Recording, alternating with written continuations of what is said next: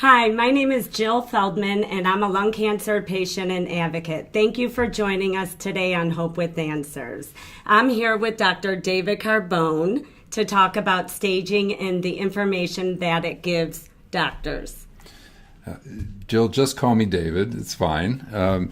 Staging is an important part of evaluating how to best treat lung cancer. And typically, once you know the diagnosis of lung cancer, you need to know where the cancer is, and the tests that are used in that determination are CT scans, which are just x-rays that show shadows but not function of a spot, PET scans, which rely on the fact that cancers take up more sugar than normal tissues. They give you a labeled sugar, let it circulate around your body, and then image where the sugar goes in relation to where the CT images show structures.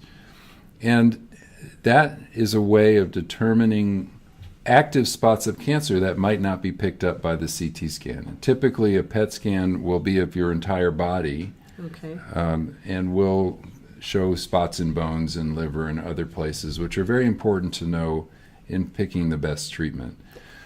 Brain scans are often also part of the workup. That's called brain MRIs typically.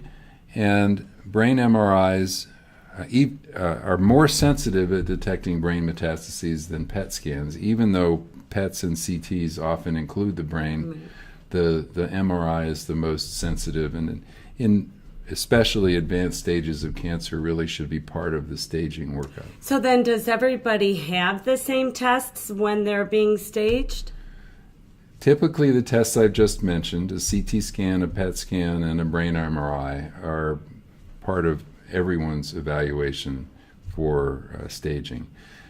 Other tests that include biopsying suspicious spots to determine whether they're cancer or not is also part of staging. Okay, and so then once you get that information, why is that important? Why is that information important? Well, it's very important to know where the cancer is in your body. There are sometimes when a spot in a bone, for example, will cause a weakness in the bone that can predispose to a fracture, and that can be prevented if you know that the spot is there. And there are also specific treatments for bone metastases, for example, that will prevent or reduce the risk of problems from bone metastases. Okay, and one last question.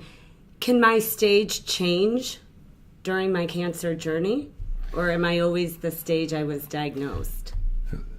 Most of the time, people refer to staging as the stage when you were originally diagnosed. But it's definitely true that if you are diagnosed with a stage 1 or 2 lung cancer, it can become metastatic. But that's technically referred to as recurrent or metastatic lung cancer and not stage 4. Typically, a patient is the stage when they were diagnosed. And metastatic means that it's spread outside the lung to a part of the body where surgical resection or definitive radiation isn't possible. And what's the best way to get information on that? Well, every cancer should be staged, and your doctor should know the stage. So I think the best way is to talk to your doctor. Okay, great. Thank you so much. That was so helpful, and thank you for joining us on Hope with Answers.